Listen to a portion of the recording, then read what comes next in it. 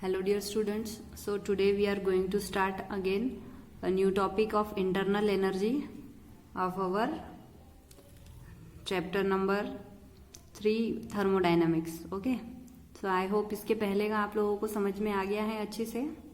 इसके पहले तक का पोर्शन आपको शायद थोड़ा सा मेरे ख्याल से अगर टफ नहीं लगा है तो it is well and good, लेकिन हल्का सा अगर टफ लगा होगा तो अब इसके आगे के पोर्शन बिल्कुल भी टफ नहीं है. Only it is based understanding based है. ठीक है, मतलब एक बार ये कंसेप्ट को समझ लो तो आप इसको अपने मन से भी लिख सकते हैं. इस टाइप के है. तो अब थर्मोडायनामिक्स इजी हो गया है. अभी तक के जो टर्म्स थे वो थोड़े से इमेजिनरी थे, या बोलो आप लोगों को फर्स्ट टाइम रीडिंग करने पे थोड़े से टफ लगे होंगे. टफ वर्ड इसलिए यूज कर रही हूँ क्योंकि मैं जब आपके जैसे थे स्टूडेंट लाइफ पढ़ रही थी तब मुझे टफ लगा था. ओके, इसलिए. लेकिन अगर आपको नहीं लगा है टफ तो it is very very very good thing. Okay, तो अभी जब हम ये स्टार्ट करने जा रहे हैं इंटरनल एनर्जी, इसके बाद के सारे टॉपिक एकदम सिंपल है. एक बार समझ लो और उसके बाद में आप लिख सकते हो अपने मन से भी. ऐसे टॉपिक है ये. कंसेप्ट एक बार अपने माइंड में फिक्स कर लो कि हाँ ये वर्ड का मीनिंग ये है तो ये इसकी डेफिनेशन है. आगे आगे स्टेप बाय स्टेप आएगा, मैं समझाती भी जाऊंगी साथ साथ में कि वो एक्चुअल में है क्या करके. पर अगर टर्म्स नए भी है तो भी वो इजी है. ओके, मैं इतना बोलूंगी. अभी तक के टर्म्स नए थे तो हो सकता है कि कुछ बच्चों को हार्ड लगे हो, कुछ बच्चों को इजी लगे हो, क्योंकि सबकी अपनी अपनी अंडरस्टैंडिंग है. राइट, तो अगर टफ लगा हो तो उसको एक और बार देख लो सो दैट वो आपको इजी लगने लग जाए. एक और बार रिवाइज कर लो, एक और बार रेफर कर लो तो वो इजी हो जाएगा.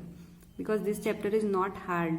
ओके, मैं इस चैप्टर को अगर सोचूंगी होने के बाद में पूरा तो this is not a hard topic, क्योंकि सब लोग को लगता है थर्मोडायनेमिक्स हार्ड है हार्ड है हार्ड है, but this is not the fact. This is not a hard chapter, this is lengthy. और इसका एक नोट बना लो, एक शॉर्ट. बाद में मैंने इसके पहले के लेक्चर्स में भी बोला है कि एक छोटा छोटा नोट बनाते चलो स्टूडेंट्स, तो क्या होगा आपको इजी लगने लग जाएगा. वो आपको लगेगा अरे इतना सही तो पोर्शन है, जितने फॉर्मूलेज अभी तक के हुए हैं उतने एक पेपर में नोट डाउन कर लो, तो आपको लगेगा हाँ इतने फॉर्मूलेज पे कॉन्सेंट्रेट करना है, ये कंडीशन पे ये फॉर्मूला यूज होगा, ऐसा. ठीक है, तो ये अपना लास्ट चैप्टर चल रहा है, तो मेरी कोशिश रहेगी कि सारा चैप्टर होने के बाद में पेपर 1 का जो मैं ले रही हूँ उसके सबके एक शॉर्ट नोट बना के आप लोगों को बताऊँ. पर जब टाइम परमिट करेगा उस हिसाब से मैं आपको बताऊंगी वो चीज़ भी. ओके, तो अभी यहाँ हम कंसंट्रेट करते हैं. बहुत सारा मेरी बात हो गई, टॉपिक पे आते हैं हम लोग. ठीक है, तो अब हम टॉपिक स्टार्ट करने जा रहे हैं इंटरनल एनर्जी. नाम से ही मालूम पड़ता है what is internal energy. Internal मतलब हमारी खुद की एनर्जी. मतलब अगर सबकी अपनी अपनी एनर्जी है, एक एज के भी स्टूडेंट है, समझो 2 स्टूडेंट है 15 ईयर्स के ही है दोनों भी, लेकिन अगर एक का वेट 50 kg और एक का 40 kg वेट है तो दोनों की अपनी अपनी इंटरनल एनर्जी होगी, है ना. कोई ज्यादा काम कर सकेगा अच्छे से और कोई वही काम को ज्यादा अच्छे से नहीं कर पाएगा.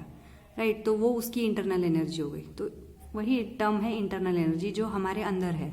ठीक है, सो इंटरनल अंदर कोई भी सब्सटेंस में हो सकती है वो.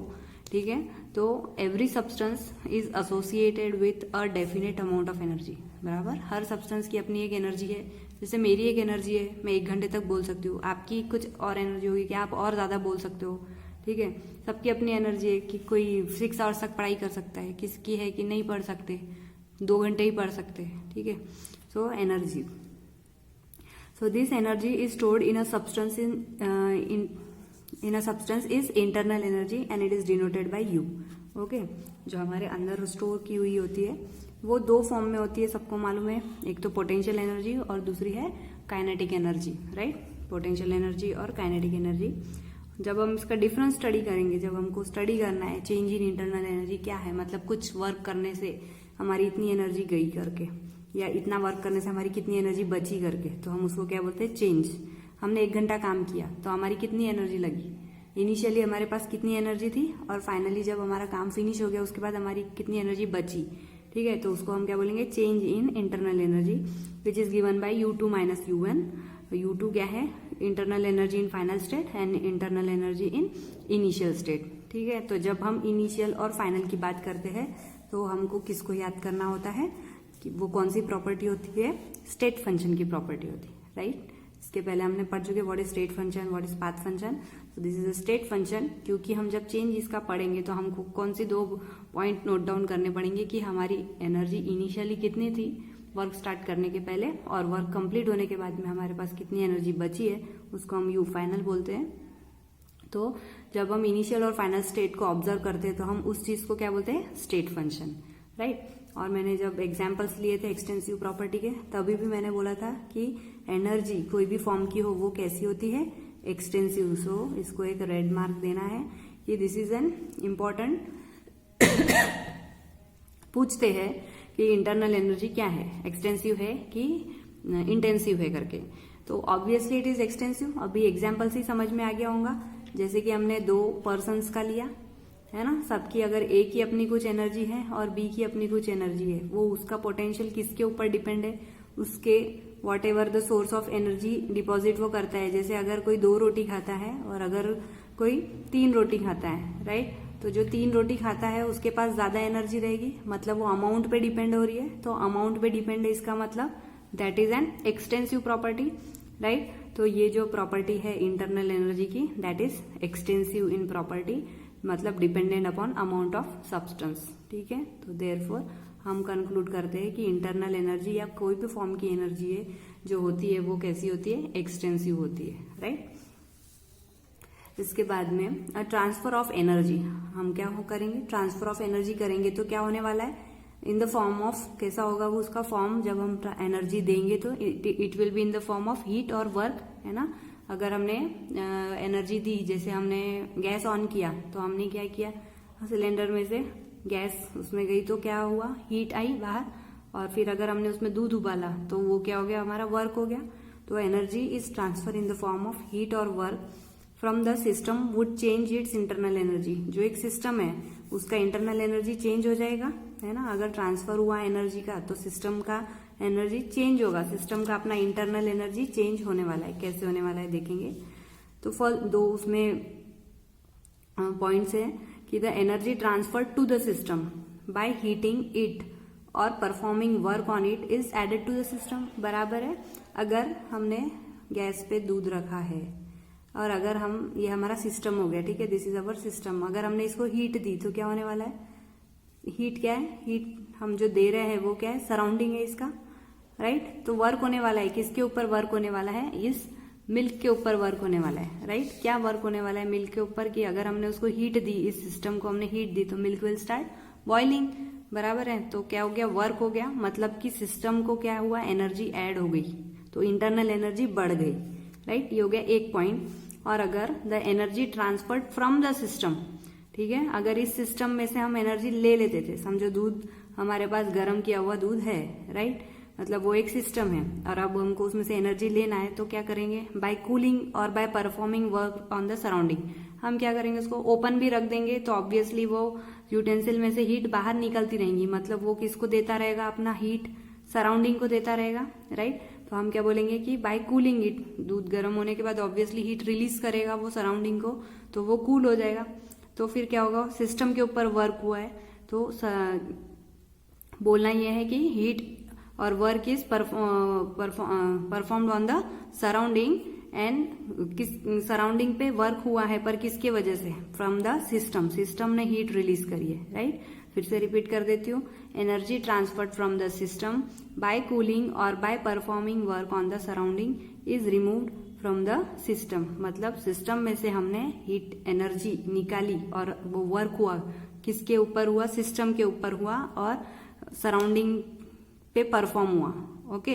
तो ये 2 पॉइंट नोट डाउन करना है कि अगर सिस्टम को हम दे रहे हैं हीट तो work is done on the system, और अगर सिस्टम वर्क कर रहा है और रिलीज कर रहा है हीट तो work is done on the surrounding, ठीक है। इस चीज को हम और एग्जाम्पल से और इलेबोरेट करते हैं, ठीक है, अगर कुछ कंफ्यूजन हो रहा है तो देखो, जैसे कि इस एग्जाम्पल में बोला है कि 30 kilo joule of heat is supplied to the system, then it would be added to the internal energy of the system. System की अपनी कुछ इंटरनल एनर्जी थी, हमने उसको क्या किया, और 30 किलो जूल ऑफ हीट हमने सप्लाई करी, है ना। तो क्या हो गया, हीट सप्लाई हुई है तो इंटरनल एनर्जी क्या हो जाएगा, +30 किलो जूल, राइट, प्लस हो जाएगा। और वैसे ही if 20 kilo joule of work is done on the system, it is added to the internal energy of the system.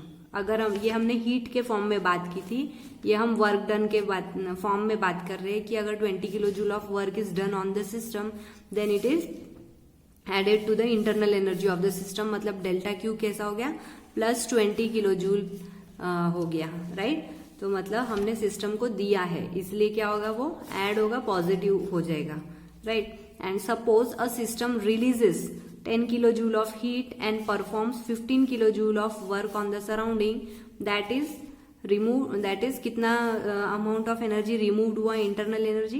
कैसा करेंगे, दोनों को ऐड कर देंगे। 10 किलो जूल ऑफ हीट क्या हुआ, रिलीज हुआ, और कितना वर्क परफॉर्म हुआ, 15 किलो जूल ऑफ वर्क किस पे परफॉर्म हुआ है, देखो सराउंडिंग पे परफॉर्म हुआ है, राइट। क्योंकि हीट रिलीज हुई तो उतना रिलीज होके वो कहाँ जाने वाली है, सराउंडिंग में जाने वाली है, तो सराउंडिंग पे वर्क होगा, है ना। तो work is done on the surrounding, so therefore minus delta जो यू है, मतलब इंटरनल एनर्जी जो है, change in internal energy will be minus 25 kilo joule. Minus sign का इंपॉर्टेंस है यहाँ पे, ओके। तो इस चीज को हम फिर से देखो ऐसे भी समझ लेते हैं एक बार कि अगर ये सिस्टम है, अगर हम सिस्टम को हीट सप्लाई कर रहे हैं तो उस समय क्या होगा, delta U will be positive, है ना, क्योंकि हम सिस्टम को सप्लाई कर रहे हैं और work is done on the system at that time also internal energy will B positive, right. क्योंकि सिस्टम पे हो रहा है, सिस्टम ले रहा है, तो ऑब्वियसली हीट बढ़ रही है सिस्टम की इंटरनल एनर्जी के साथ साथ, और उसके ऊपर अगर वर्क हो रहा है सिस्टम पे तो हम क्या बोलेंगे, उस समय डेल्टा यू इज पॉजिटिव। तो ये आप चार्ट याद रखो। और अगर सिस्टम हीट रिलीज कर रही है तो किस पे रिलीज करने वाली है, ये सराउंडिंग पे, है ना, इसके आजू बाजू क्या है, सराउंडिंग। तो सिस्टम अगर हीट रिलीज हो रही है तो सिस्टम पे वर्क हो रहा है, ठीक है, तो it perform work on the surrounding, तो उस समय डेल्टा यू की वैल्यू कैसी हो जाएंगी, नेगेटिव हो जाएगी, राइट। तो इस कंडीशन को आपको ध्यान में रखना है, इस कंडीशन पे क्वेश्चंस भी पूछ सकते हैं, ओके। तो अगर सिस्टम को हीट सप्लाई की है या सिस्टम पे ऊपर वर्क हो रहा है, मतलब work is done on the system, या ऑन जो होता है ना, ये वर्ड इंपॉर्टेंट है यहाँ पे, इसलिए रिपीट कर रही हूँ कि heat and work is done on the system तो पॉजिटिव, और अगर सिस्टम रिलीज कर रहा है, सराउंडिंग को दे रहा है, तो डेल्टा यू की वैल्यू कैसे हो जाएंगी, नेगेटिव, क्योंकि सिस्टम की इंटरनल एनर्जी कम हो रही है, तो obviously it will be negative. तो ये पॉजिटिव और नेगेटिव जो है साइंस ध्यान में रखना है, ओके। इसके बाद में हम स्टार्ट कर रहे हैं, बहुत इंपॉर्टेंट है, पूछते हैं और पूछेंगे, आपको भी पूछेंगे, राइट, सबको पूछते हैं। तो फर्स्ट लॉ ऑफ थर्मोडायनेमिक्स, उसको हम दूसरा एक और नाम क्या बोलते हैं, कंजर्वेशन ऑफ एनर्जी, ठीक है। कंजर्वेशन ऑफ एनर्जी, कंजर्व करते हैं मतलब हम क्या करते हैं, सेव करते हैं, राइट। कंजर्व करना मतलब सेव करना। तो first of thermodynamics I hope सबको पता है, बट फिर भी ले लेते हैं, क्या क्या सेंटेंसेस है याद रखना है। कोई भी सेंटेंस पूछ सकते हैं कि इन तीनों में से बताओ या चारों में से बताओ कि कौन सा सेंटेंस है फर्स्ट लॉ ऑफ थर्मोडायनेमिक्स का स्टेटमेंट, तो आपको ध्यान में रखना है। तो फर्स्ट ऑफ ऑल क्या बोल रहा है फर्स्ट लॉ ऑफ थर्मोडायनेमिक्स की total energy of system and surrounding are constant. System और सराउंडिंग, हमने पहले ही बोला था यूनिवर्स जो है वो किसका बना हुआ है, यूनिवर्स सिस्टम प्लस सराउंडिंग का बना हुआ है यूनिवर्स, राइट। तो total energy of the system and surrounding is constant and when system changes from initial to final state, system जब initial से final state पे change होता है उस समय system और surrounding का जो energy है वो constant रहेगा, ठीक है। changes कहाँ पर होंगे, initial से final state पे हम देखेंगे जो भी changes होंगे वो, ओके। तो फर्स्ट स्टेटमेंट बोल रहे हैं कि energy of the universe remains constant, जो यूनिवर्स में एनर्जी है वो कैसी रहती है, हमेशा कांस्टेंट रहती है। चेंजेस होते रहेंगे लेकिन हमको कौन से चेंज नोटिस करना है, इनिशियल और फाइनल। जब हम इनिशियल और फाइनल देखेंगे तो टोटल एनर्जी कैसी दिखने वाली है हमको, कांस्टेंट। सेकेंड स्टेटमेंट बोल रहा है the total internal energy of an isolated system is constant, ठीक है। Total internal energy of an isolated system, एक आइसोलेटेड सिस्टम है मतलब कि जिसको हमने अलग से स्टडी किया है, राइट। तो the total internal energy of an isolated system is constant. फिर थर्ड स्टेटमेंट बोल रहे हैं energy is neither created nor destroyed and can be converted from one form to another. Energy ना हम बना सकते हैं ना हम डिस्ट्रॉय कर सकते हैं, सिर्फ और सिर्फ it can be converted from one form to another form, ठीक है। बहुत सारे एग्जाम्पल्स है इसके, तीनों स्टेटमेंट समझ में आए, फिर से रिपीट कर देती हूँ। Energy of universe remains constant, total internal energy of an isolated system is constant. इसके ऊपर हमको इसका डेरिवेशन भी देखना है छोटा सा, वो देखेंगे अभी अपन इसके बाद में। और energy is neither created not destroyed but it can be converted from one form to another. ये तीनों स्टेटमेंट अच्छे से याद रखना है। स्टेटमेंट भी पूछ सकते हैं 2 मार्क के लिए, 1 मार्क के लिए। Right the statement of first law of thermodynamics, तो आपको लिखते आना चाहिए, ठीक है। All the above statement are equivalent, तीनों स्टेटमेंट का एक ही मीनिंग है, ठीक है, सब इक्विवेलेंट है, राइट। नेक्स्ट देखते हैं हम formulation of first law of thermodynamics. देखो अभी हमने स्टेटमेंट बोला था, system can exchange energy with surrounding either by transfer of heat और बाय डूइंग वर्क, ठीक है। सिस्टम अपना एनर्जी चेंज कर सकता है सराउंडिंग से either by transfer of heat और बाय डूइंग वर्क। ये उसका हमारा इन्फ्रेंस है फर्स्ट लॉ ऑफ थर्मोडायनेमिक के, जो हमने स्टेटमेंट देखे। तो एक्सचेंज ऑफ एनर्जी कैसे होगा? By the transfer of heat, और उसके ऊपर वर्क होगा तो, राइट। तो फिर हम क्या बोलेंगे, अगर एनर्जी इज सप्लाइड, कोई सिस्टम को अगर एनर्जी सप्लाई हुई तो क्या होने वाला है, डेल्टा यू इंक्रीज होगा। अभी हमने देखा कि वो कैसा होता है, पॉजिटिव हो जाता है, तो मतलब इंक्रीज होता है, तो work is done and heat increases, बराबर है। Work is done on the system, work is done on the system and heat increases. और अगर एनर्जी रिमूव हो गई तो क्या होने वाला है, internal energy decreases, right.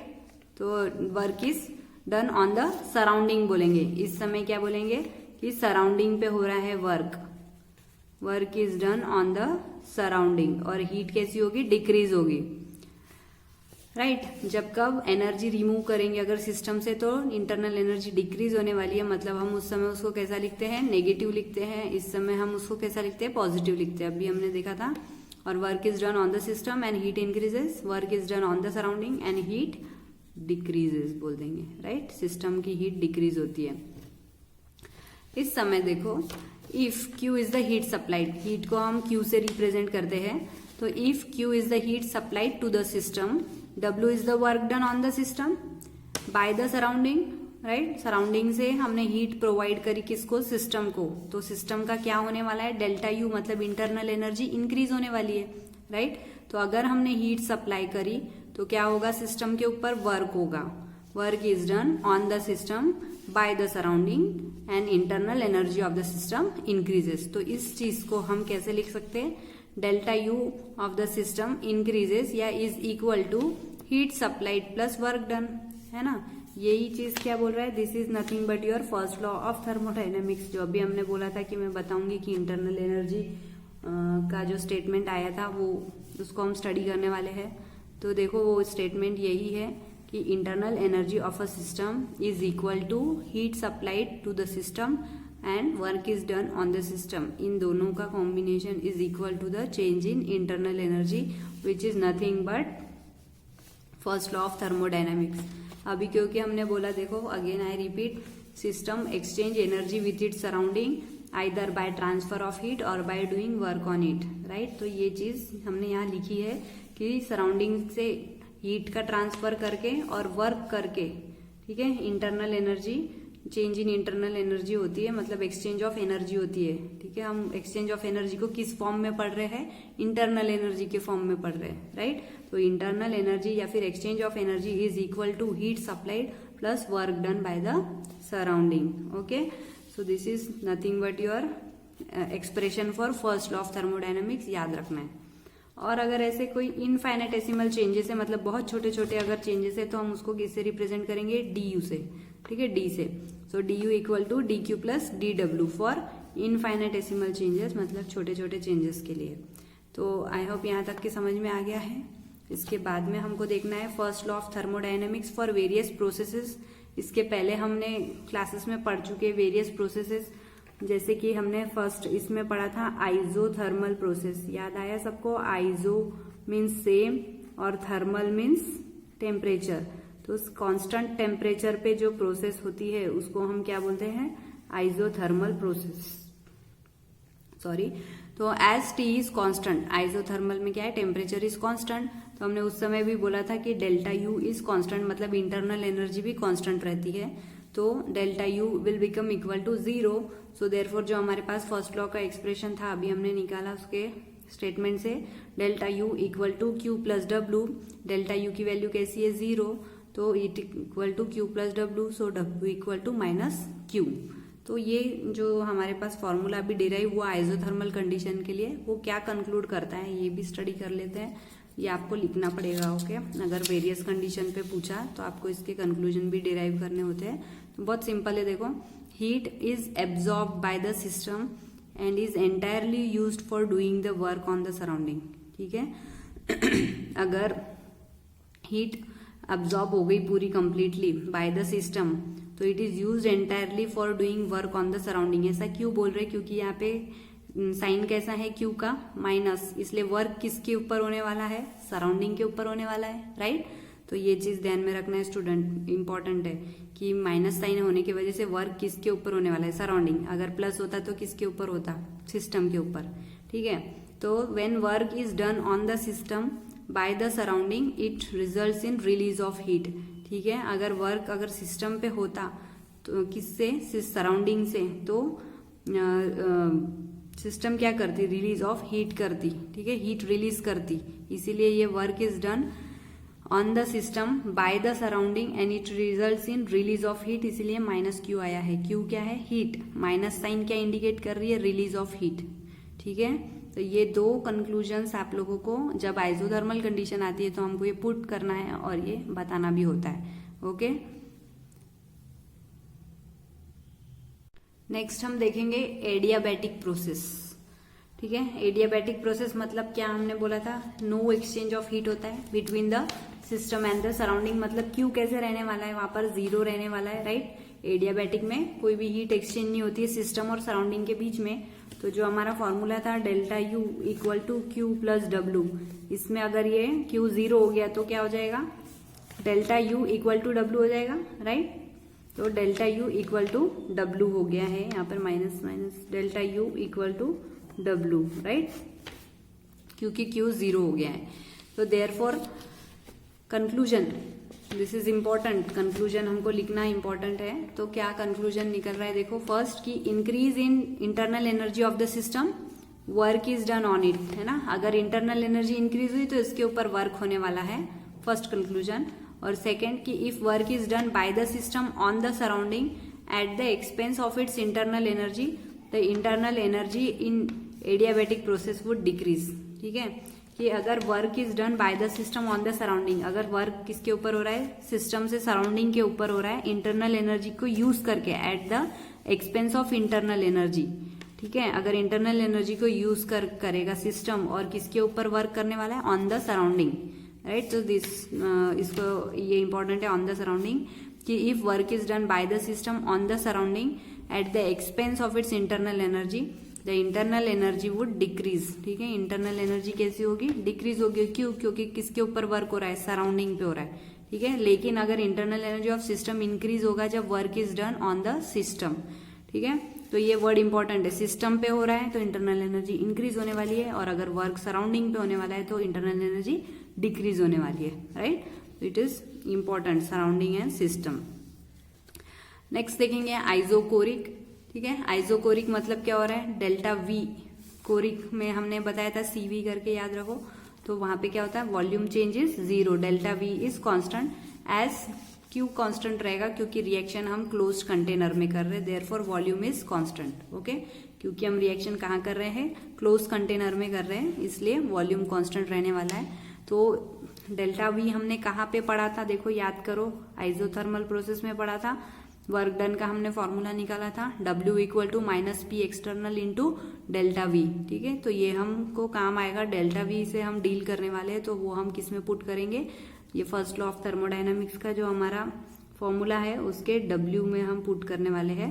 Delta U equal to Q plus W हमको पता है, तो हमने क्या किया है? W की को यहाँ पे पुट किया है इस W पे।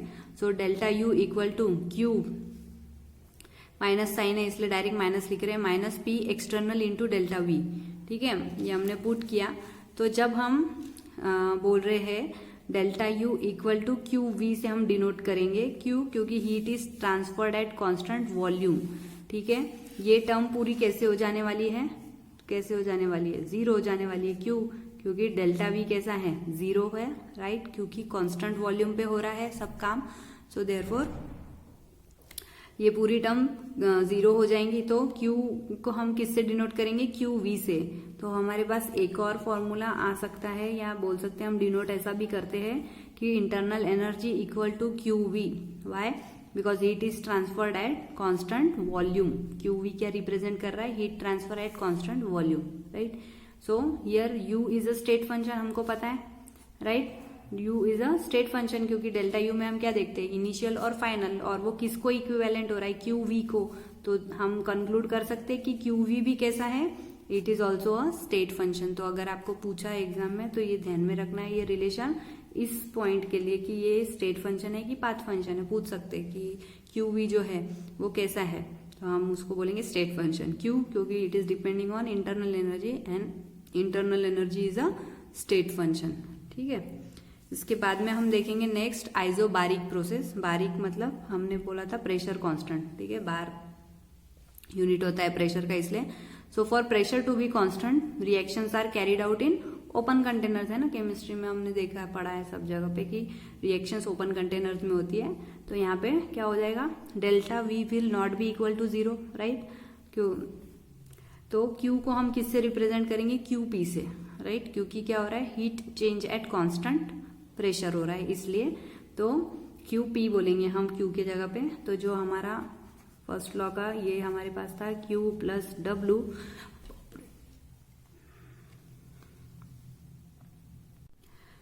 तो हम इसको ऐसा लिखेंगे, delta U equal to Q के जगह पे हम QP लिखने वाले हैं, और W का minus P external into delta V, ठीक है।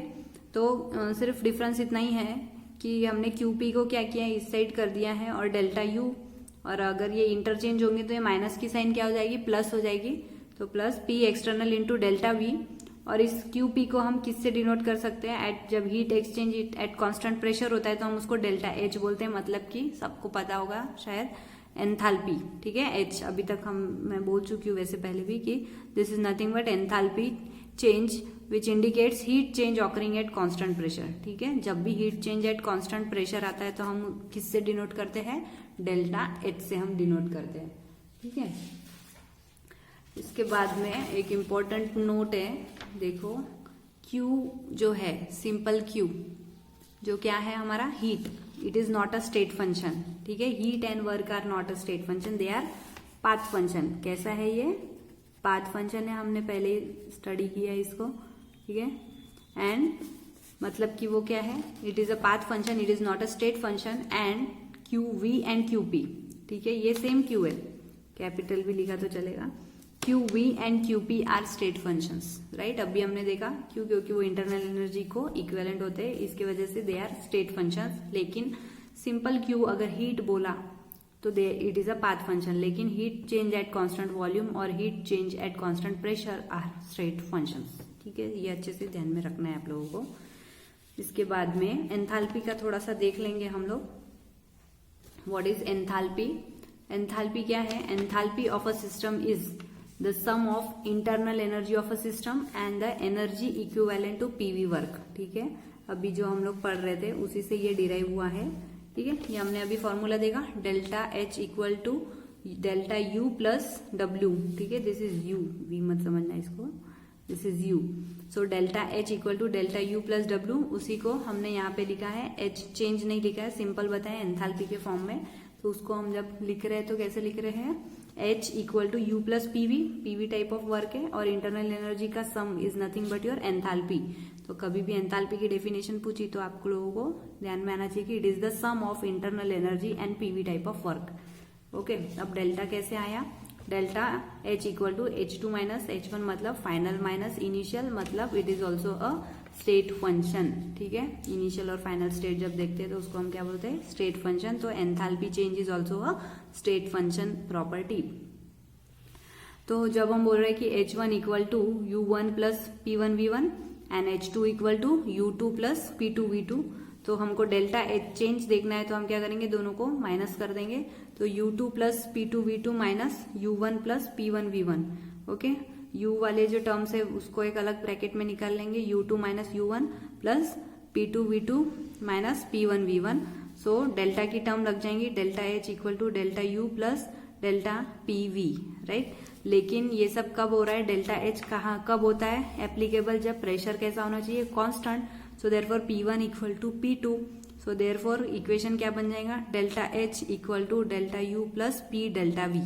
ठीक है, और हम इसको क्या बोल सकते हैं, QP equal to delta U plus P delta V, क्योंकि delta H is nothing but your QP at heat exchange at constant pressure, ये भी बोल सकते हैं। तो हम इसको A और B से डिनोट कर रहे हैं। ठीक है, ये सब इक्वल हो गए, प्रेशर एट कांस्टेंट प्रेशर है इसलिए। तो जब A और B को हम देखेंगे तो इसका राइट हैंड साइड कैसा है, इक्वल।